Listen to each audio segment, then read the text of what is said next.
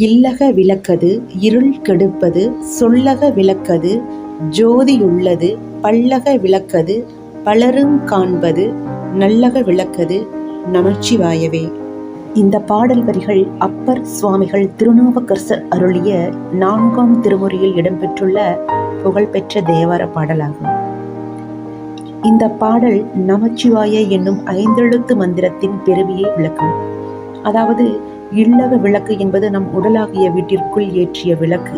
இது அறியாமை என்னும் இருளை போக்குகிறது. சொல்லக விளக்கு என்பது நாம் சொல்லும் சொற்களுக்குள் ஒளியாயிருப்பது. பல்லக விளக்கு என்பது உலகில் உள்ள பல உயிர்களின் அகத்திலும் விளக்காக இருந்து அனைவராலும் உணரப்படுவது.